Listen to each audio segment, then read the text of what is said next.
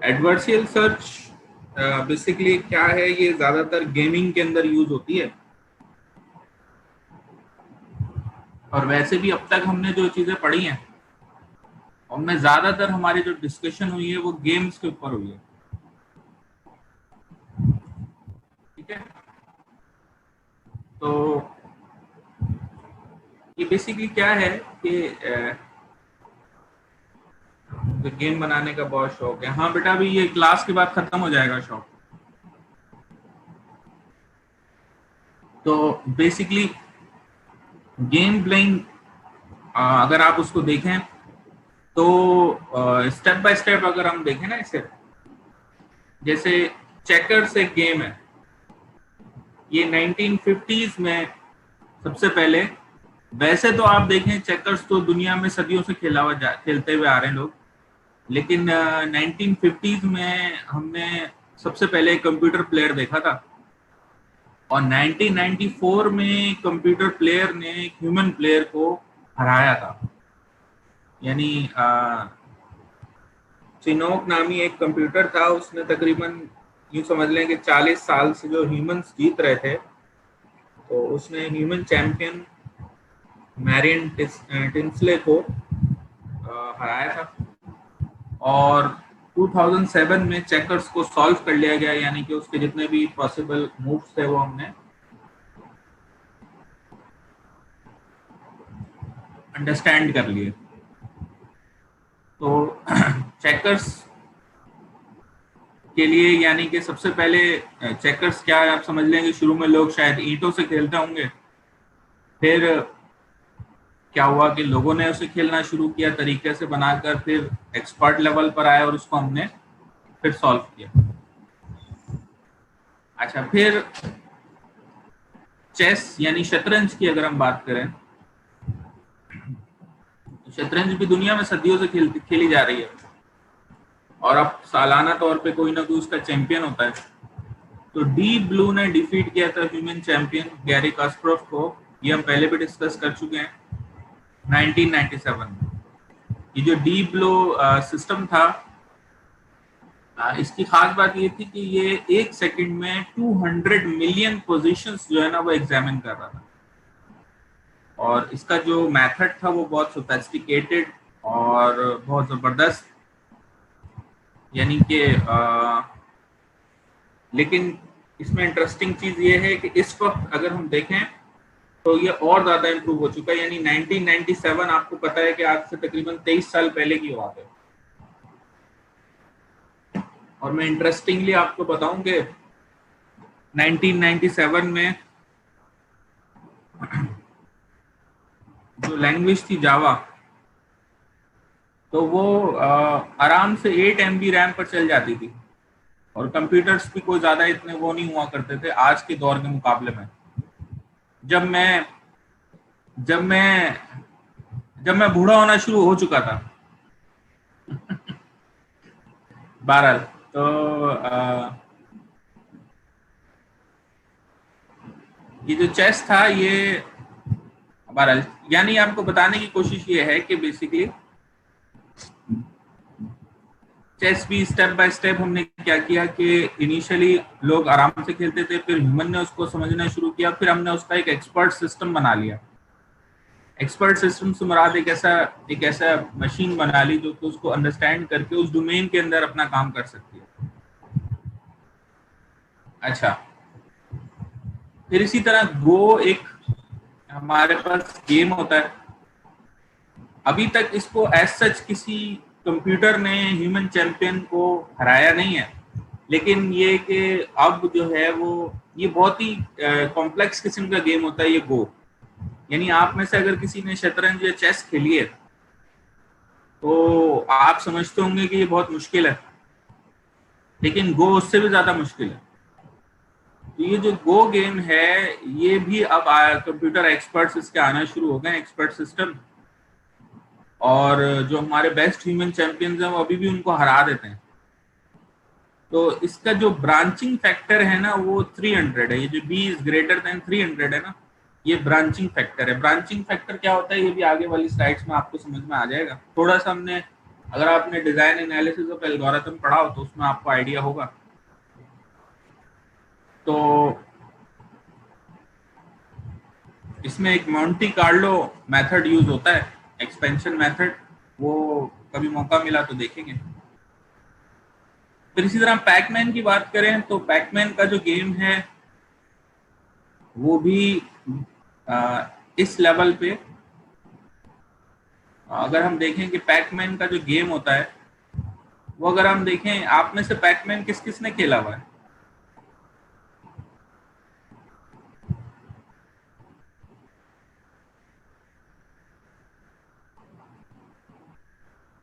Pac-Man game में क्या होता है कि ये समझ लें आपका एजेंट है येलो कलर में। अच्छा, अब यहाँ पे ये आपके एनिमीज हैं रेड और स्काई ब्लू कलर में। अब आपने क्या करना है कि इन तमाम जो स्टार्स हैं या सर्कल्स हैं इनको ईट करना है, ईट अप करना है। लेकिन अगर आप इन बिटवीन इनसे टकरा गए तो आप हार जाएंगे। ठीक है, तो इसमें क्या होता है कि आपके पास एक एजेंट तो ये होता है जो आप खुद हैं, और इसके अलावा ये दूसरे आपके एनिमीज ये खुद एजेंट हैं। तो ये आपके अगेंस्ट काम कर रहे होते हैं और आप इनके अगेंस्ट काम कर रहे होते हैं। तो अगर आप इसको एक वीडियो के थ्रू अंडरस्टैंड करें,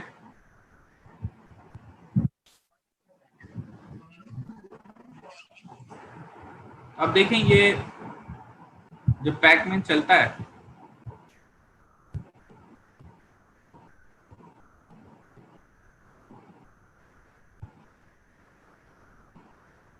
तो इसका काम ये होता है कि जो कुछ भी यहाँ पर मौजूद है सर्कल्स हैं उनको ईट अप करना है, और साथ ही साथ मेक श्योर कि ये दूसरे एजेंट से ना टकरा जाए। तो जो लोग खेल चुके हैं इस गेम को उनको तो आइडिया होगा इस चीज का, जो नहीं खेल चुके होपफुली अब उनको भी आइडिया हो जाएगा कि भाई इस गेम में क्या होता है। तो यानी अगर आप इस गेम की बात करें तो इस गेम में एक्चुअली दो एजेंट्स होते हैं जो आपस में एक दूसरे को डिफीट करने की कोशिश करते हैं। ठीक है, तो गेम्स जो होते हैं ना वो बहुत डिफरेंट टाइप्स के होते हैं जो हम खेलते हैं या अंडरस्टैंड करते हैं। मिसाल के तौर पे कुछ गेम्स होते हैं डिटर्मिनिस्टिक।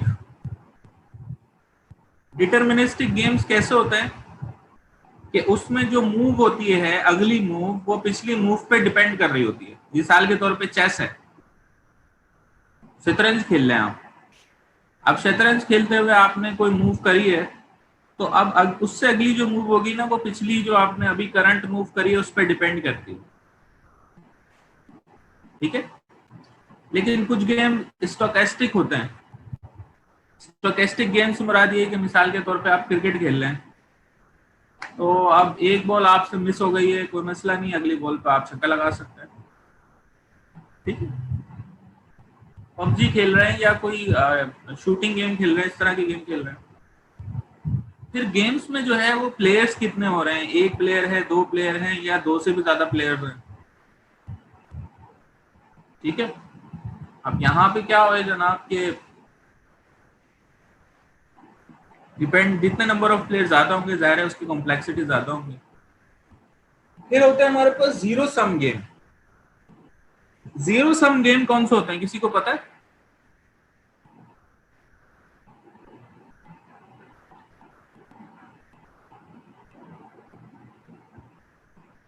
एडवर्सियल सर्च अभी बताई नहीं है बेटा,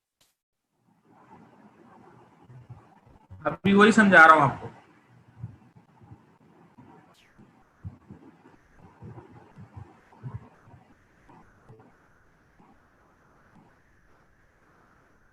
मैं ये पूछ रहा हूँ कि जीरो सम गेम कौन से होता है।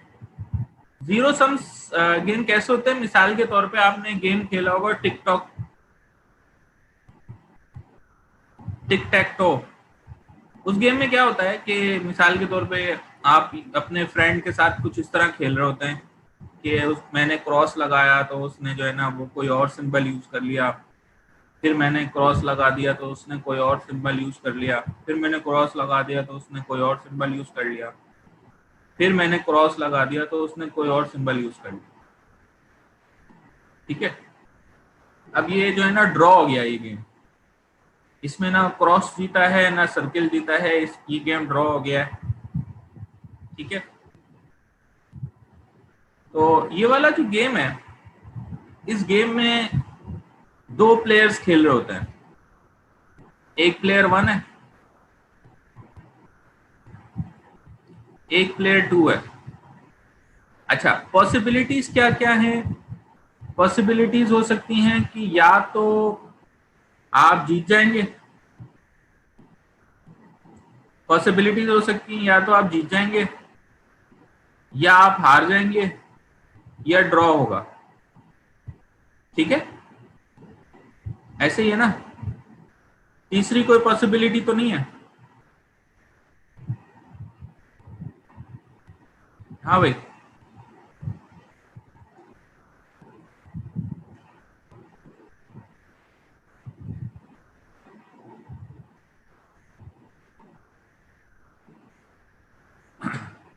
कोई और पॉसिबिलिटी है भाई?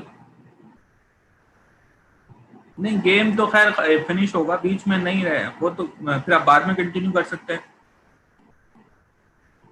तो आप देखें, अगर मिसाल के तौर पे प्लेयर 1 जीतता है तो सपोज हम उसको दे देते हैं +1। ठीक है,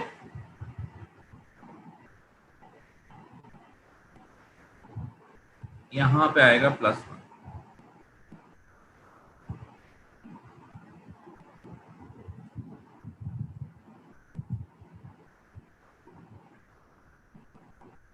मैं ही कह रहा था कि प्लस, अगर प्लेयर 1 जीतता है तो उसको हम देंगे +1, और अगर वो हारता है तो उसको देंगे -1, और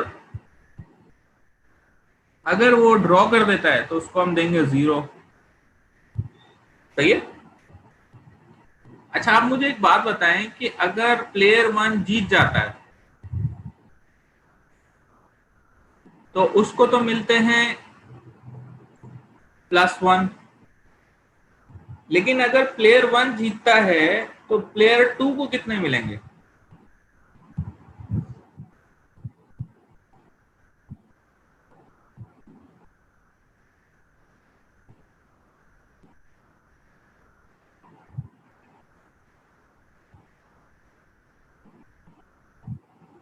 प्लेयर 2 को मिलेंगे जनाब -1, इसलिए क्योंकि प्लेयर 2 हार गया है। अगर प्लेयर 1 जीता है तो लाजमी तौर पे प्लेयर 2 हारा है ना, तो लिहाजा उसको -1 मिलेंगे। अच्छा, इसी तरह प्लेयर 1 अगर हारा है तो प्लेयर 2 को कितने मिलेंगे?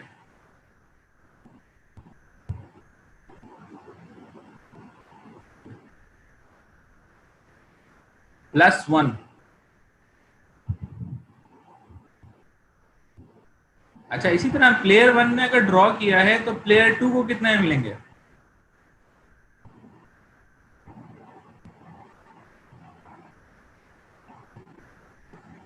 ये आएंगे जनाब 0, क्योंकि इसने ड्रॉ किया तो दूसरे ने भी ड्रॉ किया। अच्छा, इन एनी केस अगर आप सम करें तो +1 और -1 हो जाते हैं 0, -1 और +1 हो जाते हैं 0, और ड्रॉ 0, तो एंड रिजल्ट 0 ही आता है। तो इस तरह के जो गेम्स होते हैं वो कहलाते हैं 0 सम गेम्स।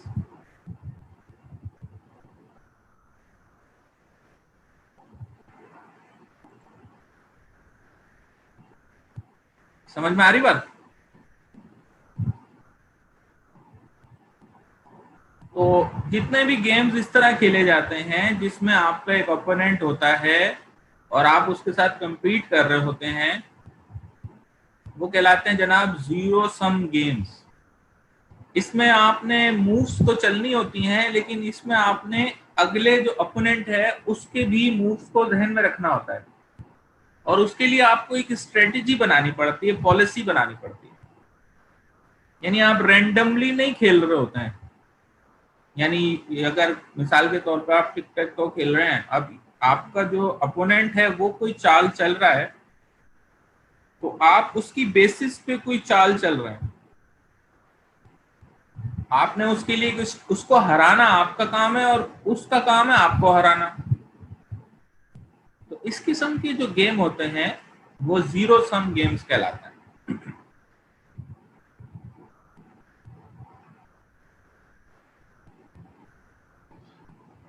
सर एक और एग्जांपल जिसमें फाइनल रिजल्ट जीरो हो, इसमें एग्जांपल देने की क्या जरूरत है बेटा, आप कुछ भी समझ लें, कोई सा भी गेम जहन में ले आए और उसको खेलने, तो उसमें यही चीज होती है। यूं समझ लें कि 2 प्लेयर हैं या 3 प्लेयर हैं, 4 प्लेयर हैं, आपस में खेल रहे हैं, तो जितने वैल्यूज, जितने पॉइंट्स दिए जा रहे हैं एक को, तो दूसरे के डिडक्ट हो रहे हैं, ये सारे जीरो सम गेम कहलाते हैं। मतलब ये एक कॉन्सेप्ट है, इस चीज को अंडरस्टैंड करें। बहुत सारे गेम्स, जैसे मैंने आपको टिकटॉक दे दिया, आप चेस खेल रहे हैं आप, तो उसको भी आप जीरो सम खेल कह सकते हैं। लूडो है, लूडो को भी आप जीरो सम गेम खेल सकते हैं। समझ में आ रही है बात? यानी जो कोई भी गेम हो उसमें हो ये कि जब आप जीत रहे हैं तो आपको प्लस मिल रहे हैं, जब आप हार रहे हैं तो माइनस हो रहे हैं। बहुत सारे गेम ऐसे होते हैं जिनमें जीतने पे तो प्लस मिलते हैं लेकिन हारने पे कोई माइनस नहीं होते, तो उनको फिर आप जीरो सम गेम की कैटेगरी में नहीं रखेंगे। समझ में आ रही बात? यार पबजी एक जो है ना एक्सेप्शनल चीज है, पबजी को मैं यहाँ डिस्कस नहीं कर सकता, ठीक है। अगर पबजी आप इस तरह खेल रहे हैं कि 2 प्लेयर्स आपस में खेल रहे हैं और हारने जीतने पे एक दूसरे को पॉइंट्स मिल रहे हैं और पॉइंट डिडक्ट हो रहे हैं, टूर्नामेंट टाइप की कोई चीज हो रही है, तो टूर्नामेंट हो रहा है जिसमें पॉइंट्स ऐड किए जा रहे हैं और माइनस किए जा रहे हैं और एट दी एंड एक टीम जीत रही है, तो वो जीरो सम गेम है, ठीक है। अब वो कोई भी गेम आप खेल सकते हैं, वो तो आपके ऊपर डिपेंड करता है।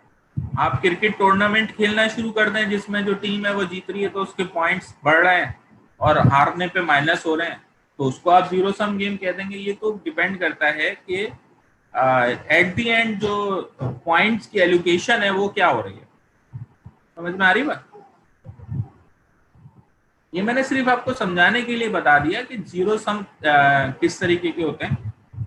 यानी जो गेम्स होते हैं इससे जो अंडरस्टैंडिंग हो रही है ना वो ये है कि एक एजेंट नहीं है, मल्टीपल एजेंट्स हैं, आपस में एक दूसरे को हराने की कोशिश कर रहे हैं।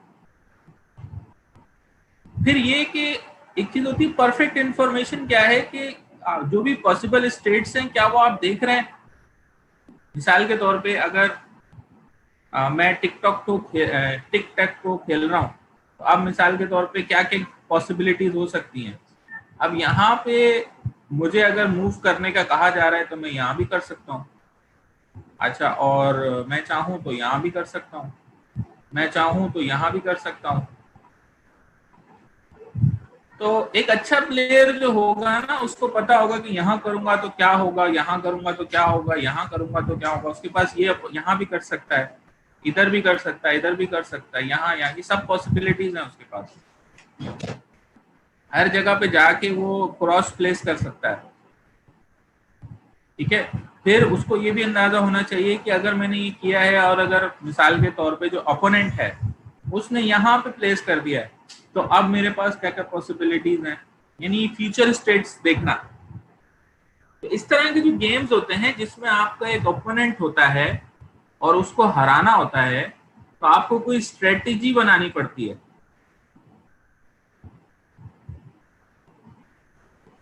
सर मुझे गेम बनाना है, मेरा लेवल भी इतना नहीं है बनाने की। भाई तो लेवल इंक्रीज करो ना, इसमें टेंशन वाली क्या बात है। कंप्यूटर ग्राफिक्स पढ़ी है?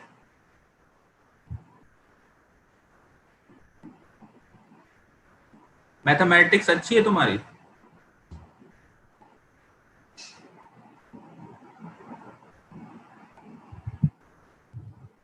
मीडियम है? हाँ बेटा एक काम करो, वो आ,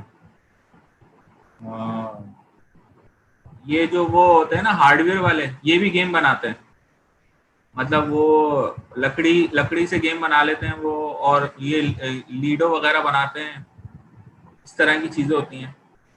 वो वो भी गेम बनाते हैं, तो वहां से सीख लो। स्पोर्ट्स वाले दुकान होते हैं ना, वो भी गेम बना बना के बेचते हैं। यार तुम लोग क्या मतलब, क्या तुम मजाक वाली बातें करते हो तुम लोग हैं?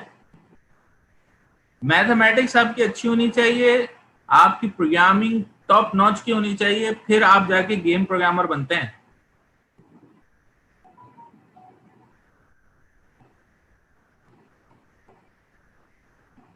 गेम प्रोग्रामर कोई छोटी मोटी चीज होती है? तो ऐसे गेम बनाने, जो गेम्स बनते हैं बेटा, उसके लिए आपको अच्छी खासी अंडरस्टैंडिंग की और वक्त लगाने की जरूरत है। ऐसे नहीं कि मेरा दिल चाह रहा है और मैं बनाना शुरू कर दूं। ठीक है।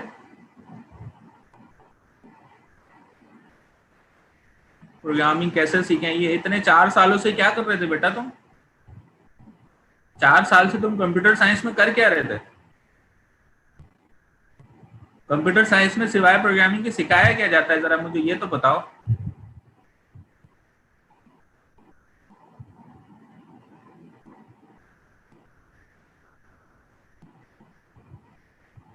बिल्कुल बनाओ, बिल्कुल वीआईपी गेम बनाओगे, लेकिन उसके लिए इतना कॉन्फिडेंस तो होना चाहिए कि कोई सवाल पूछे कि मुझे कंप्यूटर प्रोग्रामिंग कैसी आती है, तो मैं जो बोलूं कि फर्स्ट क्लास, टॉप लेवल की प्रोग्रामिंग आती है। कंप्यूटर साइंस के बच्चे को प्रोग्रामिंग नहीं आती तो उसको आता क्या है?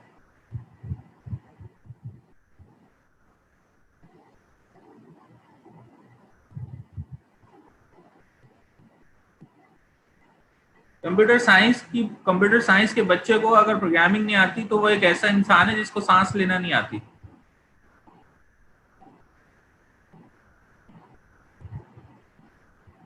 तो बेसिकली एल्गोरिथम्स, अब इस किस्म की जो गेम्स हैं, जो मैंने आपके सामने एग्जांपल रखी हैं, इन गेम्स को सॉल्व करने के लिए, इनके लिए कोई प्रोग्राम बनाने के लिए, सॉफ्टवेयर बनाने के लिए स्ट्रेटेजी या पॉलिसी बनानी पड़ती है कि आगे कैसे मूव होना है। ठीक है सर, आपने कोई गेम बनाई है, मैं आप लोगों को बना रहा हूं ना, ये भी तो एक बहुत बड़ा गेम है। तो अब देखें,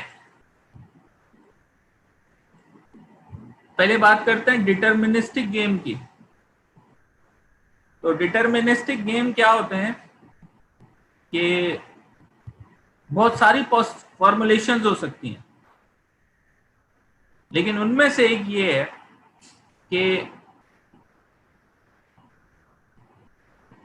स्टेट्स होंगी बहुत सारी। सपोज एस स्टेट्स होंगी, और स्टार्टिंग स्टेट क्या होगी? S not.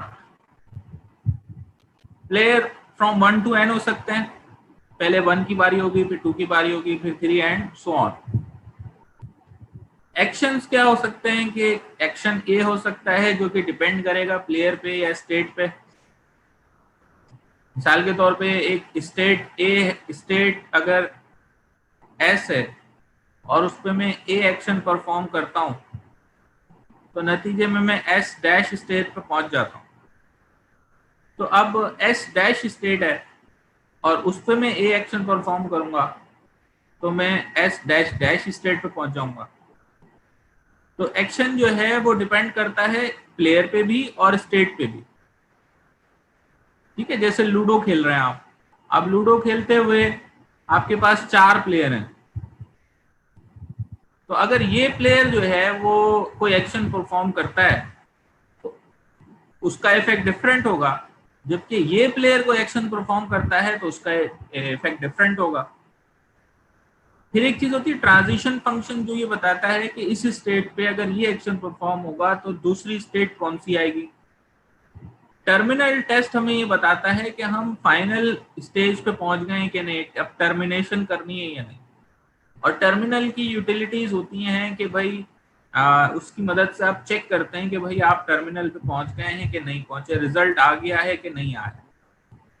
ठीक है, मेरी बात समझ में आ रही है?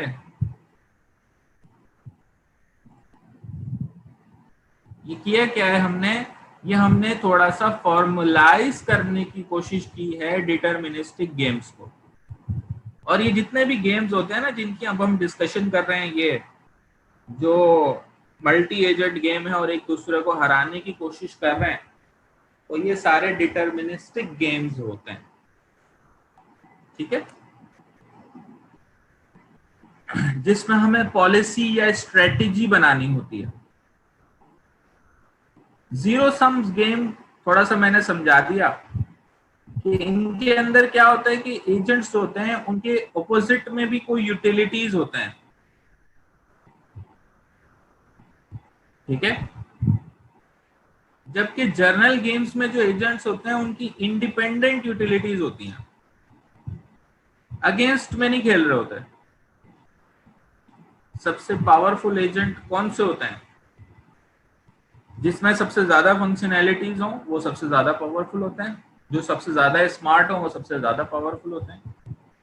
एजेंट आप ऐसा करिएगा कि वो शुरू की जरा क्लासेस देख लीजिएगा जिसमें एजेंट्स को हमने डिफरेंट कैटेगराइज किया था, सिंपल और मल्टी और भी बहुत सारी कैटेगरीज अंडरस्टैंड करी थी, वो आप देख लीजिएगा। तो फिर जो जीरो सम गेम होते हैं उनमें क्या होता है कि let's us think of a single value that one maximises and other minimises.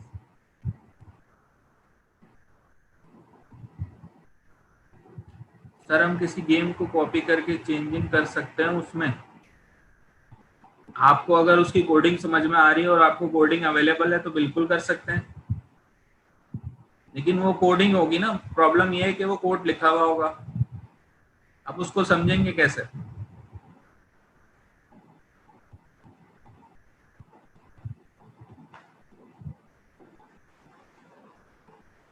समझ आता है तो अच्छी बात है, ओपन सोर्स गेम को ढूंढ लें आप, आपको मिल जाएगा, उसमें चेंजिंग कर सकते हैं आप।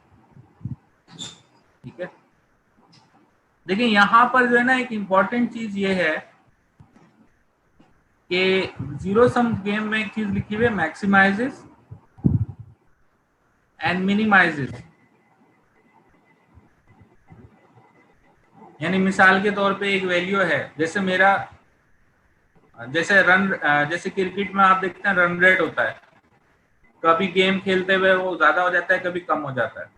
या मैं जैसे अभी मैंने आपको एग्जांपल दी टिकटॉक की, तो मेरा स्कोर है कोई, अब वो गेम खेलने के बाद जो है वो कभी बढ़ता है कभी कम हो जाता है। तो मैं प्लेयर 1 चाहता हूं कि ये बढ़े और प्लेयर 2 चाहता है कि ये नीचे हो। बढ़ने में प्लेयर 1 का फायदा है और कम होने में प्लेयर 2 का फायदा है। समझ में आ रही बात?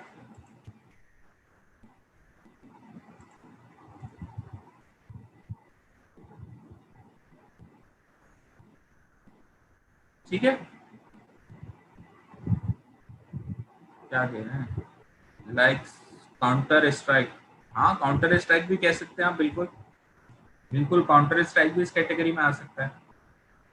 तो इस चीज को अच्छी तरह समझ लें कि जब आपके पास प्योर कंपटीशन होता है तो वो एडवर्सियल कहलाता है। और एडवर्सियल सर्च से मुराद इस किस्म की गेम के जो स्टेट्स हैं उनमें से कौन सी स्टेट पे जाना है, अगली स्टेट कौन सी होगी, ये एडवर्सियल सर्च कहलाती है।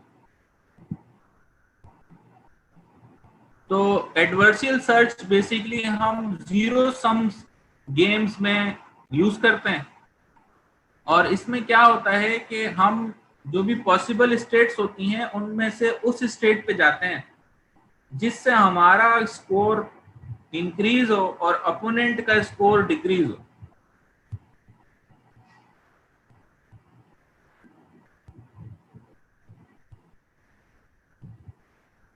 तो अब बेसिकली ये होते हैं जीरो सम गेम्स। जबकि अगर हम जर्नल गेम्स की बात करें तो वो सिंपल इंडिपेंडेंट यूटिलिटीज होती हैं, उनमें कॉपरेशन भी हो सकती है, इंडिफरेंस भी हो सकता है, कंपटीशन भी हो सकता है, पॉसिबल सिनेरियोज होते हैं। ठीक है,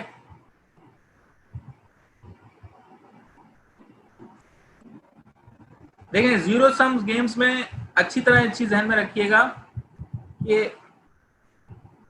हारने पर जो ओपोनेंट होता है उसका स्कोर डिक्रीज होता है। और आपका भी डिक्रीज होता है। तो अगर ऐसा हो रहा है तो वो जीरो सम गेम है, ठीक है।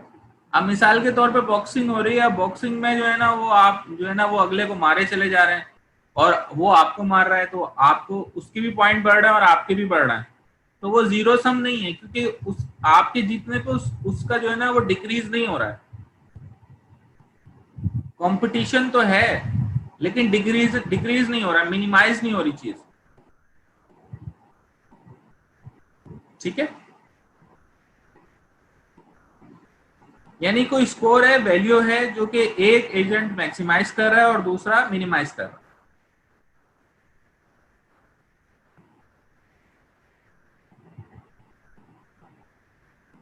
जैसे मिसाल के तौर पे ये एजेंट है, इसने कोई उसने कोई जो है ना वो मूव करी, तो उसके अगेंस्ट दूसरे एजेंट ने कोई मूव करी, तो फिर इसके अगेंस्ट इसने कोई मूव करी, फिर उसके अगेंस्ट वही पहला एजेंट दूसरा एजेंट जो है वो कोई मूव कर रहा है, तो ये एक दूसरे के अगेंस्ट चल रहे हैं। इस किस्म की सर्च जो है ना वो एडवर्शियल सर्च कहलाती है। मिसाल के तौर पे ये अब पैकमैन की हम एग्जांपल लें, तो अब इनिशियली स्टेट ये थी, अब इसके पास दो पॉसिबिलिटीज हैं कि वो या तो राइट पे जा सकता है या लेफ्ट पे जा सकता है। अगर वो लेफ्ट पे जाता है तो वो एक्चुअल गोल क्या है, इसको ईट करना। तो अगर वो लेफ्ट पे जाता है तो लेफ्ट पे जाने के बाद भी दो पॉसिबिलिटीज हैं, या तो वो इस तरफ चले जाए या तो मजीद लेफ्ट पे चला जाए या मजीद राइट, फिर वापस राइट पे आए। और अगर राइट पे जाता है तो राइट पे जाने के बाद भी उसके पास दो पॉसिबिलिटीज हैं, या तो वो बिल्कुल राइट पे चला जाए या फिर लेफ्ट पे आ जाए, ठीक है। तो अब आप देख रहे हैं कि इसमें जो सोल्यूशन है वो कौन सा है। सोल्यूशन ये है कि आप यहां से चलें, इधर से इधर आए और इधर से इधर आए,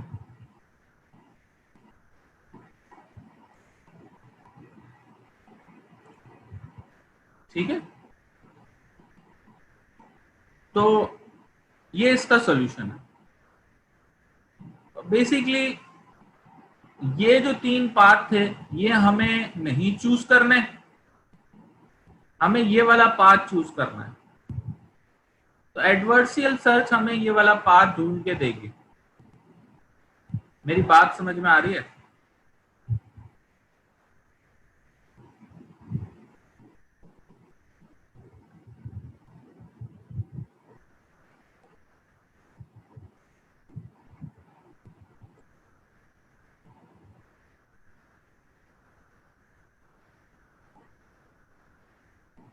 फिर ये जो स्टेट होती है ना, हर स्टेट की कोई ना कोई वैल्यू होती है। मिसाल के तौर पे कोई भी जो स्टेट है, उस स्टेट की जो बेस्ट अचीवेबल आउटकम हो सकती है वो उसकी वैल्यू होती है, ठीक है। जैसे मिसाल के तौर पे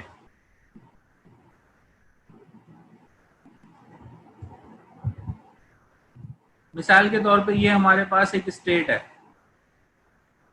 फर्स्ट स्टेट है। अब यहां से दो पॉसिबिलिटीज हैं, या तो मैं इधर जा सकता हूं या इधर जा सकता हूं, ठीक है। अब यहां पर अगर मैं चलता हूं, मिसाल के तौर पे इसकी वैल्यू 2 है क्योंकि ये गोल से बहुत 2 है, इसकी वैल्यू 0 है, ये आपके पास यहां आ गया। तो ये जो हम निकलते हैं ना अपने स्टार्टिंग स्टेट से, ये हमारी समझ लें टर्मिनल स्टेट है, या जिसको हम पहले गोल कहते थे पिछले वाले लेक्चर्स के अंदर। तो इसमें जो चीज समझने वाली चीज है वो ये है कि जो स्टेज पे हमें जाना है वो कहलाती है टर्मिनल स्टेट। टर्मिनल स्टेट से मुराद ये होती है जहां पर हमारा गेम एंड हो जाएगा, हम गोल अचीव कर लेंगे, उसको कहते हैं हम VS, ये कहलाती है टर्मिनल स्टेट, ठीक है। क्या समझ नहीं आया भाई इसके अंदर?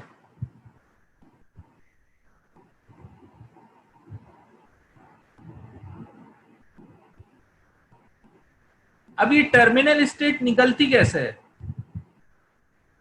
टर्मिनल स्टेट निकालने का तरीका ये होता है कि हमारे पास जो भी स्टेट है, मिसाल के तौर पे एस नॉट है, तो अब एस नॉट के सक्सेसर स्टेट कौन कौन सी हैं? सपोज ये एस वन स्टेट है और ये एस टू स्टेट है, ठीक है।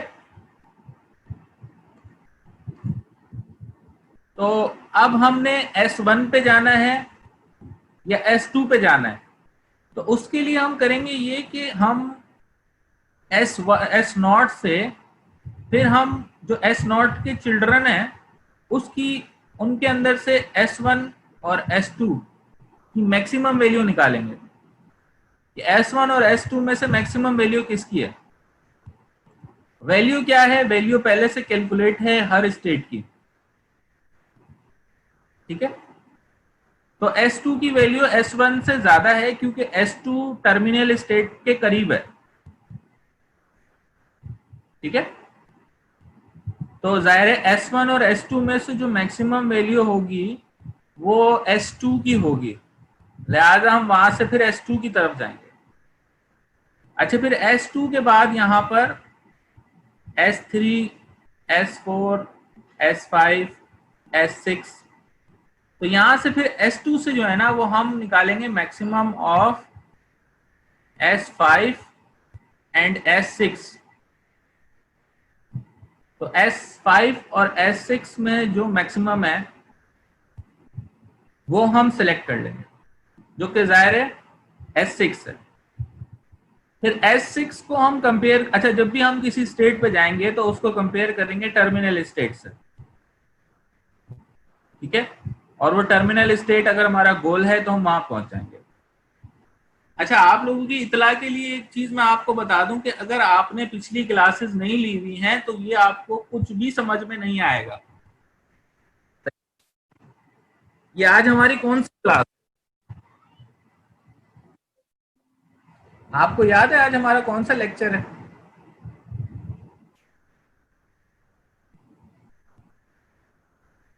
चलें, 12 और 13 लेक्चर अगर हमारा आज चल रहा है और आज की ही क्लास में आप आके बैठ जाएं और आप समझें कि सब कुछ समझ में आ जाएगा, तो वो ये कैसे हो सकता है?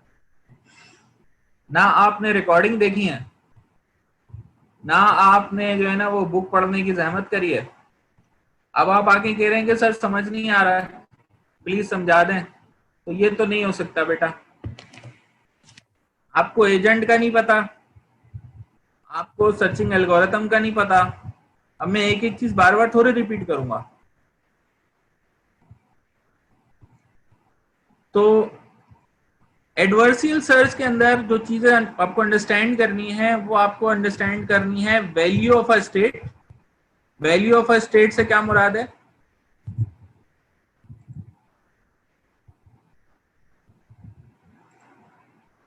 क्या कह रहे हो शायान, सायम अहमद, क्या कह रहे हो भाई? शाम,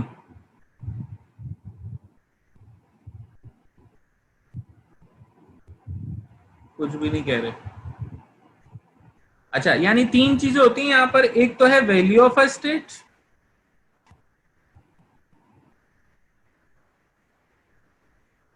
एक होती है टर्मिनल स्टेट, और वो एक से ज्यादा भी हो सकती है, और कुछ होती है नॉन टर्मिनल स्टेट्स, ठीक है। ये सब एडवर्सियल सर्च के अंदर आ गए हैं हम। अब देखें यहां पर ये जो था हमारे पास पिछली एग्जाम्पल में, इसमें कोई कंपटीशन नहीं था, सही है। अब हम यहां कंपटीशन लेकर आ रहे हैं। अब यहां पे दो एजेंट्स आ गए, एक तो ये पैकमैन खुद है। अच्छा, अब ये एक दूसरा एजेंट है, इसका काम ये है कि इस पैकमैन को हमें बेसिकली, इसका काम ये है, ये इसका काम ये है इसको हराना, ठीक है। हाँ, ये नोड्स ही हैं बेटा, ये नोड्स ही हैं ये। अब बेसिकली क्या है कि अब यहाँ पे पैकमैन के पास दो रास्ते हैं। पहला रास्ता तो ये कि लेफ्ट पे चला जाए और दूसरा ये कि राइट पे चला जाए। अच्छा, अब लेफ्ट पे जाने के बाद इसके पास दो पॉसिबिलिटीज हैं कि यहां से ये लेफ्ट पे जाए या यहां से ये राइट पे जाए। ठीक है। अच्छा, लेकिन आप देख रहे हैं कि ये लेफ्ट पर ही मौजूद है। क्यों मौजूद है कि देखें, ये तो इसने लेफ्ट पे जाना ही था, लेकिन यहां से जब ये राइट पे जाने लगा ना, तो ये भी मूव, एजेंट भी मूव कर रहा है। अब जब ये एजेंट मूव कर रहा है तो अब इसके पास पॉसिबिलिटी नहीं है राइट पे जाने की, अब इसको लेफ्ट पे जाना पड़ेगा। इधर से अगर हम देखते हैं तो ये एजेंट अगर इधर आ जाता है तो फिर ये आगे नहीं बढ़ सकता। ठीक है, इसको यहीं रुका रहना पड़ेगा। यानी जो बात यहां समझने वाली ये है कि जब एक नॉर्मल सिनेरियो होता है तो वहां पे तो हम डिसाइड कर सकते हैं कि लेफ्ट पे जाना है, राइट पे जाना है, लेफ्ट पे जाना, जो कि अब तक के हमारे सर्चिंग एल्गोरिथम थे उसमें हम यही करते हुए आए। यानी अगर मैं आपसे कहूं कि ये जो स्ट्रेटेजी है, ये स्ट्रेटेजी तो हम पढ़ चुके हैं,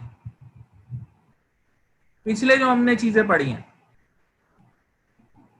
जिसमें हम गोल के करीब होते होते पहुंच जाते हैं उस तक। अब जो हम पढ़ने जा रहे हैं वो बेसिकली ये है कि हमारी जो मूव होगी वो डिपेंड कर रही होगी अपोनेंट के मूव के ऊपर।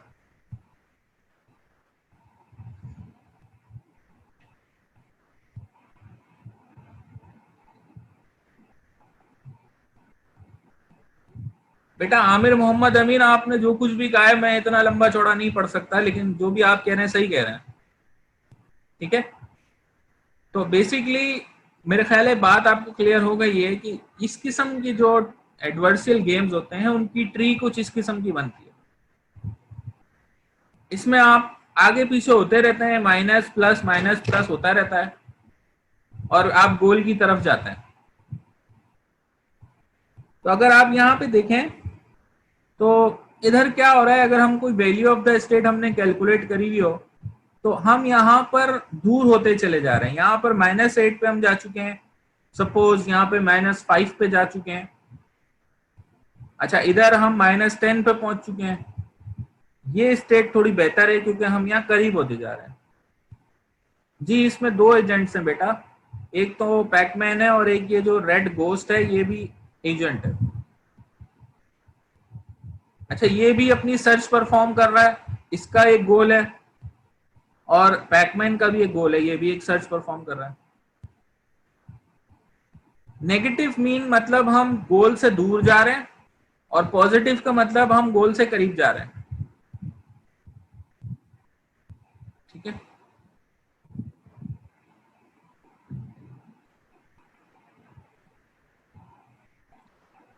तो भाई ये डॉट नहीं है, ये इस डॉट, ये जो सर्किल है डॉट है, इसको ईट अप करना होता है पैकमैन ने। आपने शायद पैकमैन नहीं खेला हुआ।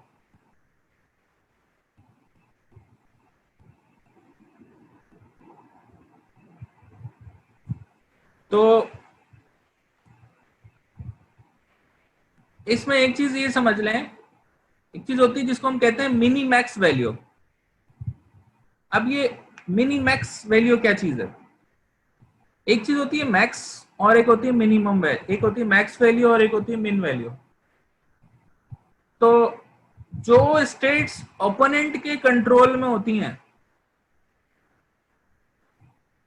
वो जैसे यहां पर आपको रेड कलर में जो नजर आ रही है ना, वो ओपोनेंट के कंट्रोल में है, इसलिए कि ओपोनेंट जो है ना वो टर्मिनल स्टेट के करीब है काफी। अच्छा, जो स्टेट एजेंट के कंट्रोल में है वो आपको यहां ब्लू कलर में नजर आ रही है, ये वाली पहली वाली। ठीक है, यानी जब हम एडवर्सियल सर्च में काम कर रहे होते हैं तो उसमें कुछ स्टेट्स ऐसी होती हैं जो एजेंट के कंट्रोल में होती हैं, और कुछ स्टेट ऐसी होती हैं जो ओपोनेंट के कंट्रोल में होती हैं। समझ में आ रही मेरी बात? यानी जो ओपोनेंट होता है उसका काम होता है आपको, आपके स्कोर को मिनिमाइज करना, और एजेंट का काम होता है अपने स्कोर को इंक्रीज करना। सही है। तो अब जैसे मिसाल के तौर पे ये एक आपको ट्री सी नजर आ रही है टिक टैक टो गेम की। अब यहां पर एक एजेंट आप हैं और ओपोनेंट आपका रेड कलर में, आप ब्लू कलर में। सही है। इनिशियली आपके पास पॉसिबिलिटीज क्या हैं, आप क्रॉस कहां लगा सकते हैं, आपने क्रॉस लगाना है। तो आप कितनी स्टेट्स पे क्रॉस लगा सकते हैं अगर मैं आपसे पूछूं तो, अगर ये 9 यहाँ पे है तो कितने स्टेट्स पे आप लगा सकते हैं? 9 पे लगा सकते हैं। तो यहाँ 9 पॉसिबिलिटीज आपको नजर आ रही हैं,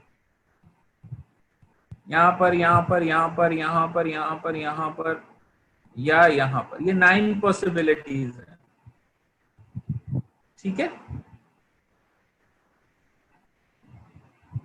अच्छा, अब उसके बाद यहां पर जो बारी आएगी ना, वो ओपोनेंट की आएगी। अब ओपोनेंट, अगर मैं ये चाल चलूं तो ओपोनेंट क्या चाल चल सकता है, इसकी बेसिस पे वो या तो यहां लगा सकता है, या यहां लगा सकता है, या यहां लगा सकता है। इस तरह उसके पास कितनी पॉसिबिलिटीज होंगी? 8 पॉसिबिलिटीज होंगी ओपोनेंट के पास। समझ में आ रही बात? फिर ये जो 8 पॉसिबल, हाँ 9 - 1, फिर उसके बाद अगर मैं उससे यहां पर आ जाता हूं, इसी स्टेट पे आ जाता हूं, तो यहां पर अब मेरे पास कितनी पॉसिबिलिटीज हैं? 7। फिर ओपोनेंट के पास कितनी है? यानी इस तरीके से अगर आप एक पूरा ट्री बना लें with respect to each state, तो आप देखेंगे कि एट द एंड आप एक टर्मिनल पे पहुंच जाएंगे। और हर टर्मिनल पे, जैसे ये अगर टर्मिनल आता है मिसाल के तौर पे, तो इसमें कौन जीता है?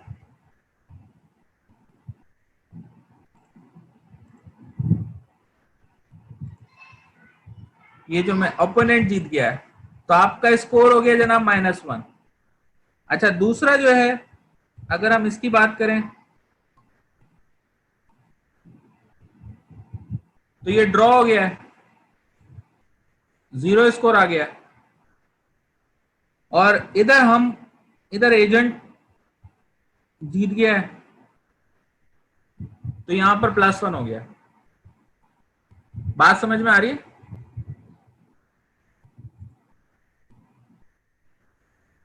तो जब भी हम एडवर्सियल सर्च में मैक्स की बात करते हैं, तो मैक्स से मुराद होती है हमारे एजेंट की कोई मूव। मिन की बात जब हम करेंगे तो उसका मतलब होता है ओपोनेंट की मूव, क्योंकि जो ओपोनेंट होता है वो आपको मिनिमाइज करता है, और आप जो होते हैं वो अपने आप को मैक्सिमाइज करते हैं।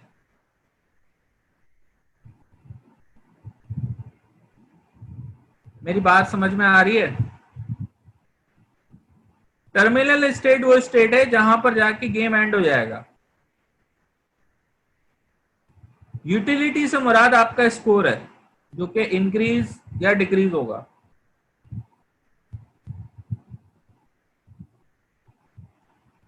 सही है। मिनी मैक्स वैल्यू बता दें, मिनी मैक्स वैल्यू नहीं होती, मिनी मैक्स एक एल्गोरिथम है, उसमें आप जो है ना, मिन से मुराद होती है कि ओपोनेंट का मूव है, और मैक्स से मुराद है कि आपकी मूव है। तो ये जो एडवर्सियल सर्च होती है, जिसको मिनी मैक्स सर्च भी कहा जाता है जी, टर्मिनल स्टेट पे गेम टर्मिनेट हो जाता है।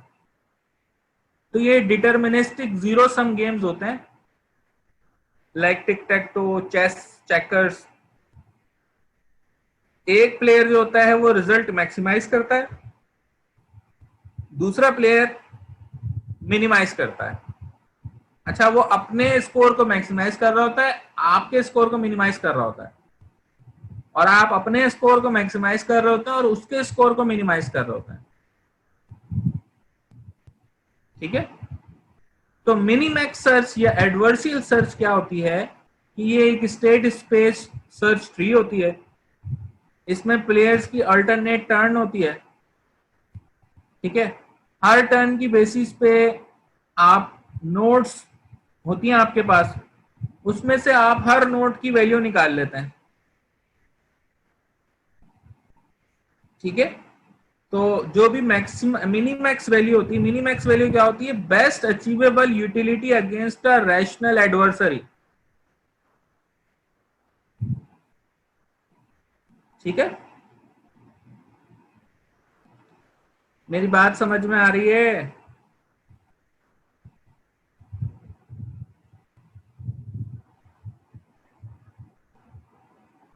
मिसाल के तौर पे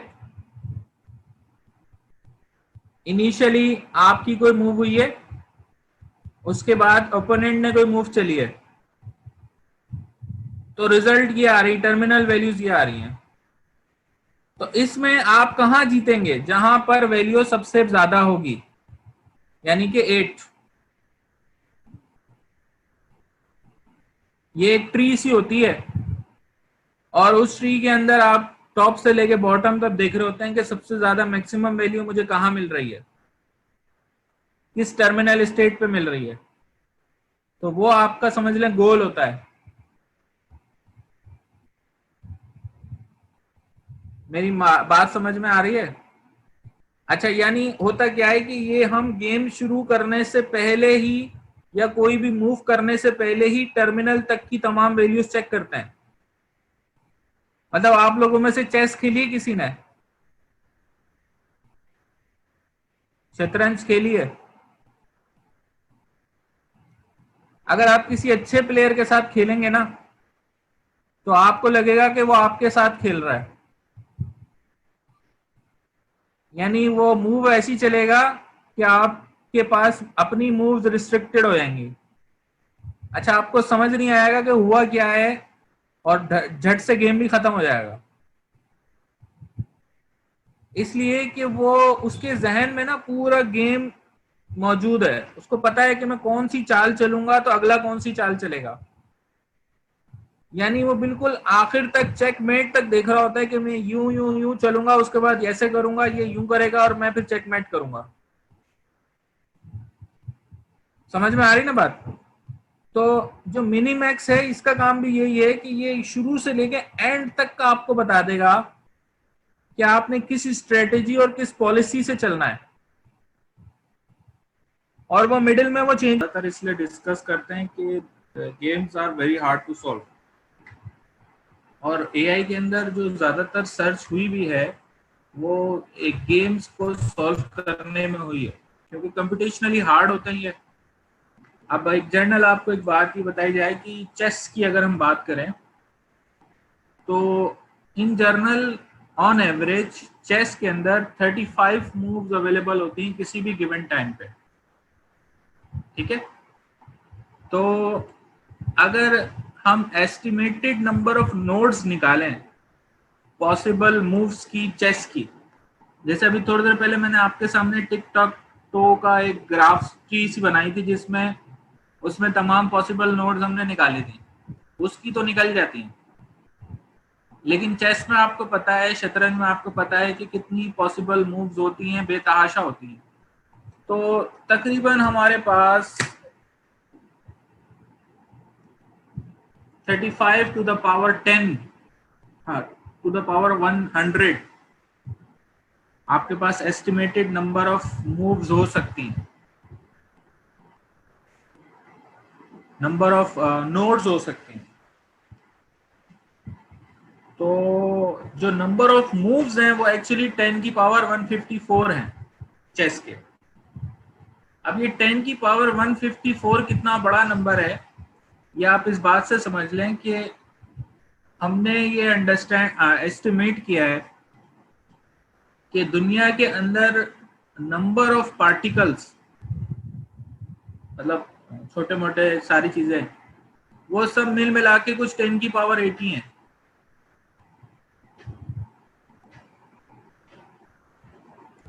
अब ये बहुत बड़ा नंबर है, 10 की पावर 154।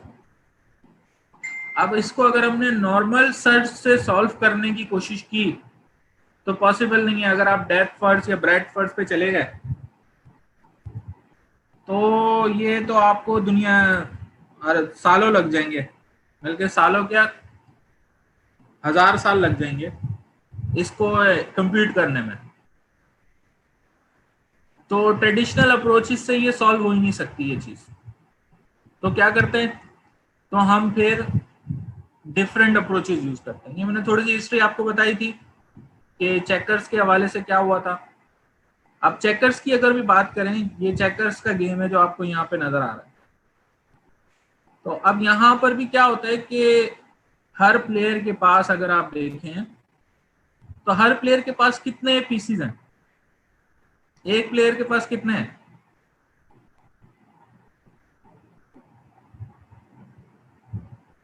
हाँ भाई, एक प्लेयर के पास व्हाइट कलर में है, एक प्लेयर के पास ब्लैक कलर में। दोनों के पास 12 और 12, दोनों के पास 12 है जनाब। सही है। और टोटल इसमें कितने जगह है जहां पर ये चल सकता है? वैसे इन जनरल देखें तो ये तो आपको 8x8 का नजर आ रहा है, बोर्ड है। लेकिन इसमें जो ब्लैक वाले हैं वो सिर्फ ब्लैक पे चल सकते हैं, व्हाइट पे नहीं जा सकते। व्हाइट पे भी जा सकते हैं लेकिन क्रॉस करते वो ब्लैक पे चल सकते हैं। इनफीजिबल से मुराद है कि पॉसिबल नहीं है। फिजिबिलिटी होती है ना कि किसी चीज को करने का कोई फायदा भी है। इनफीजिबल से मुराद है कि इस अप्रोच को यूज करने का कोई फायदा ही नहीं है। जब इतना टाइम लग जाएगा तो सोल्यूशन पे क्यों जाए। सही है। तो कोई ऐसा सोल्यूशन ढूंढना चाहिए जो कि उसका हल निकाले। तो अब ये चेकर जैसा छोटा सा गेम है, इसमें भी आप देख रहे हैं कि टोटल कितनी पोजीशंस बन रही हैं।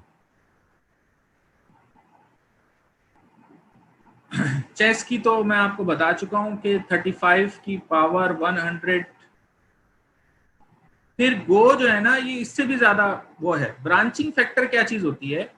मिसाल के तौर पे मैंने आपके सामने टिक टैक टो की एग्जांपल बताई थी, तो इसकी कितनी पॉसिबल मूव निकल रही थी पहली दफा में?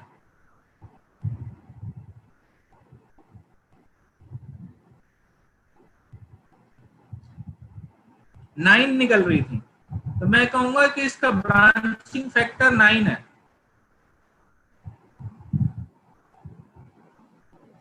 समझ में आ रही बात? गो का ब्रांचिंग फैक्टर 300 होता है।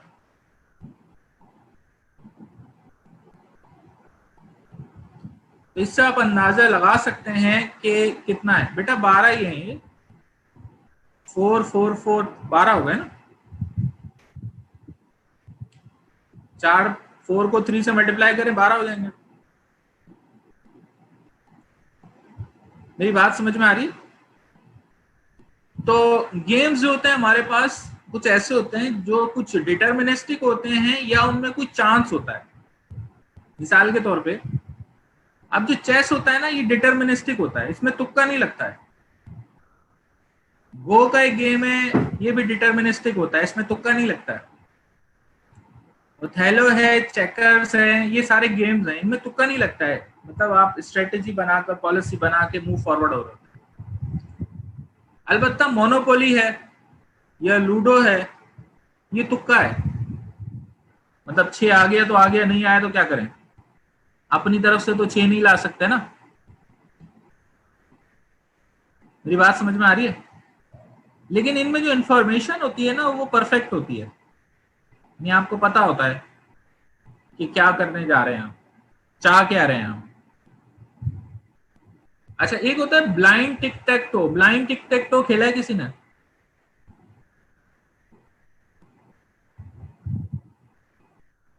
ब्लाइंड टिक टैक टो ये गेम होता है कि इसमें आपको ओपोनेंट्स के ना मूव नजर नहीं आ रहे होते। मिसाल के तौर पे आपको इस तरह नजर आ रहा है।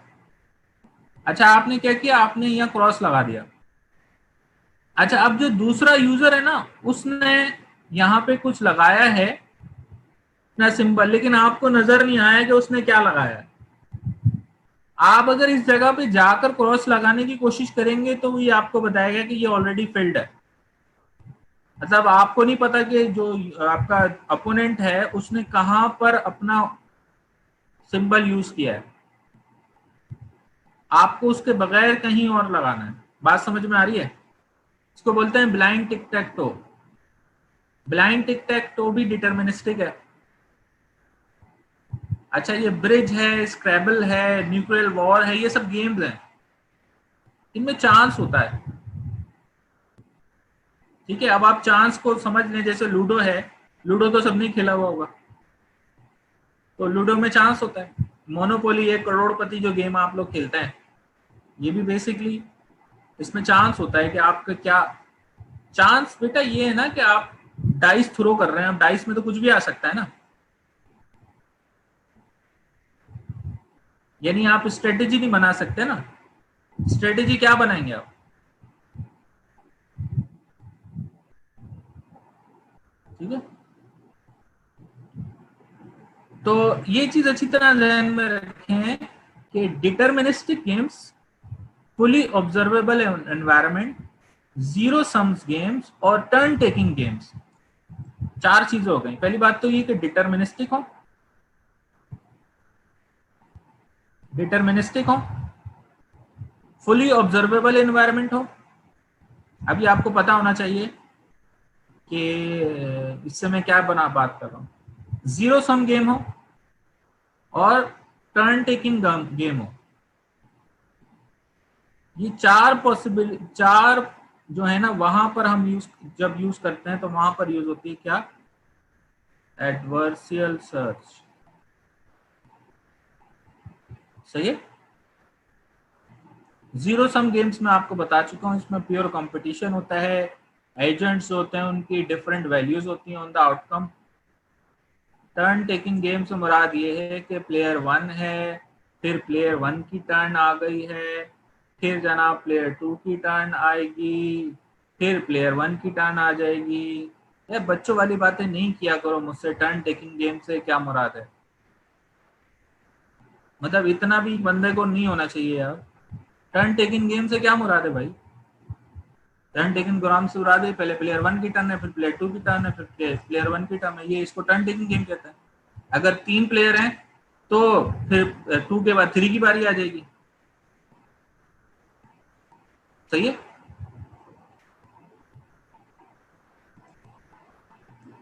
तो जीरो सम्स गेम्स में क्या होता है कि एक एजेंट मैक्सिमाइज करता है सिंगल वैल्यू और जबकि दूसरा उसको मिनिमाइज करता है। एक फंक्शन होता है जिसको एक एजेंट मैक्सिमाइज कर रहा होता है और दूसरा उसको मिनिमाइज कर रहा होता है। जैसे कि ये आपका पैकमैन का गेम है। तो हमारा जो एजेंट होता है वो, अच्छा एक कॉन्सेप्ट है यहाँ पर एम्बेडेड थिंकिंग का। एम्बेडेड थिंकिंग क्या होती है कि हमारा एजेंट बेस्ट मूव ढूंढ रहा होता है, तो वो एजेंट डिसाइड कैसे करता है?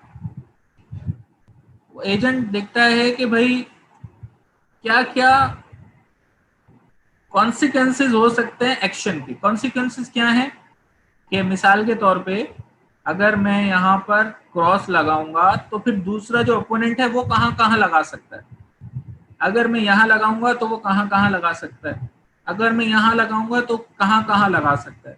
तो वो कॉन्सिक्वेंसेस एंटिसिपेट कर रहा होता है अपने पॉसिबल एक्शंस की। फिर क्योंकि ये मल्टी एजेंट एनवायरनमेंट है तो हमारा जो एजेंट है उसको ओपोनेंट के बारे में भी सोचना होता है। अगर कोई भी मूव सोच ली तो सोचने के बाद बस एंड नहीं करना, मजीद सोचना है क्योंकि ओपोनेंट भी सोच रहा है। ठीक है, फिर ओपोनेंट जो रिस्पांस देगा तो उसका जो रिस्पांस देना है वो क्या देना है वो भी सोच रहा है। तो ये चीज कहलाती है एम्बेडेड थिंकिंग या बैकवर्ड रीजनिंग। बैकवर्ड रीजनिंग क्या है कि मिसाल के तौर पे आप इसको इस तरीके से समझें कि मैं अगर यहाँ से सदर जाऊं और गाड़ी में जाऊं तो रास्ते में बारिश हो सकती है और मैं फंस सकता हूं, लिहाजा आज मैं बाइक पे चला जाता हूं। अभी क्या हुआ? अभी हुआ ये कि मैंने अपने जहन में ये सोचा कि अगर मैं गाड़ी में जाऊंगा तो रास्ते में पानी भरा हुआ है, लिहाजा अगर मैं इस डिसीजन को रिवर्स कर देता हूँ, वापस आ जाता हूँ और नया सॉल्यूशन ये है कि मैं अब बाइक पे जाऊंगा। ठीक है, बात समझ में आ रही है? तो ये कहलाती है बैकवर्ड रीजनिंग। नहीं, ये सीएस गो नहीं है, ये गो एक अलग गेम होता है। ये हमारे पाकिस्तान में नहीं खेला जाता, बाहर खेलते हैं। इसी तरह ये जो न्यूक्लियर वॉर है, ये स्क्रैबल हैं, ये खेले जाते हैं पाकिस्तान में। पाकिस्तान में ज्यादातर लोग लूडो खेलते हैं, तीर मार लिया तो शतरंज खेल लेते हैं, चेकर्स खेल लेते हैं लोग। चेकर्स और लूडो आसान है, चेस थोड़ा मुश्किल है, गो बहुत ज्यादा मुश्किल है।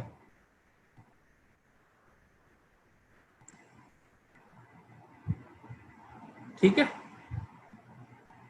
जी। तो बैकवर्ड रीजनिंग और एम्बेडेड थिंकिंग समझ में आ गई?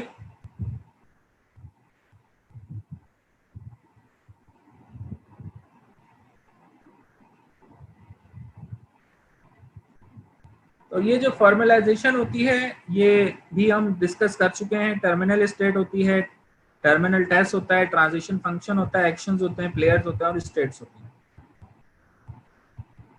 तो अब अगर हमारे पास एक सिंगल प्लेयर हो, तो सपोज कोई सिंगल प्लेयर हो, उसको मैक्स कह देते हैं।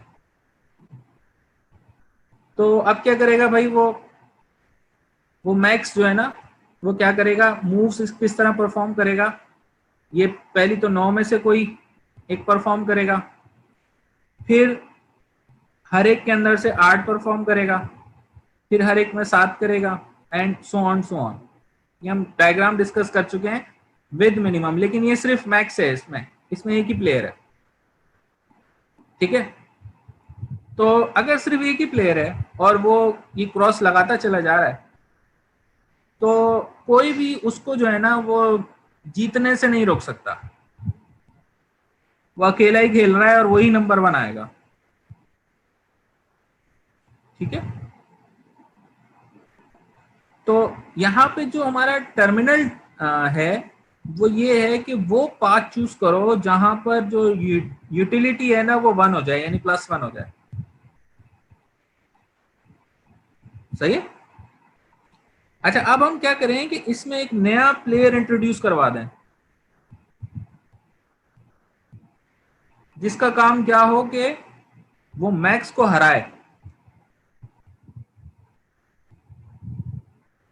उसको हम कहेंगे मिन।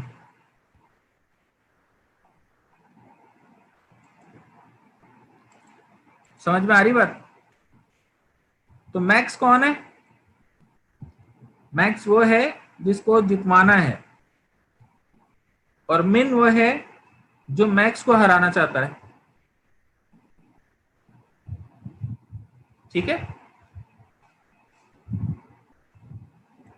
अच्छा, अब वैल्यू ऑफ स्टेट से क्या मुराद है? वैल्यू ऑफ स्टेट क्या होती है? Best achievable outcome utility from that state. जैसे ये टर्मिनल स्टेट है, ये 3 टर्मिनल स्टेट है, इसमें जो यूटिलिटी आ रही है वो 0 आ रही है, इसमें भी 0 आ रही है, इसमें प्लस आ रही है।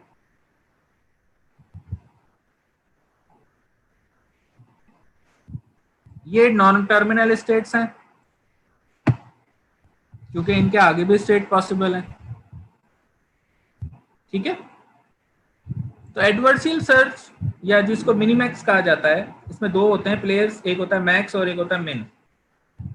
प्लेयर्स की अल्टरनेट टर्न्स होती हैं। मैक्स पहले चलता है, मैक्स का काम होता है रिजल्ट को मैक्सिमाइज करना।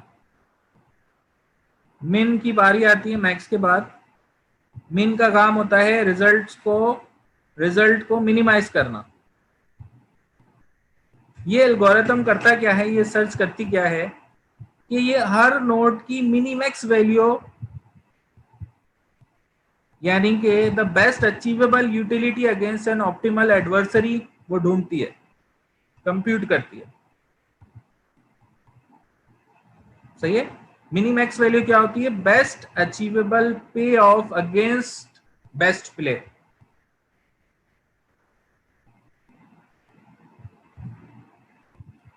सही है।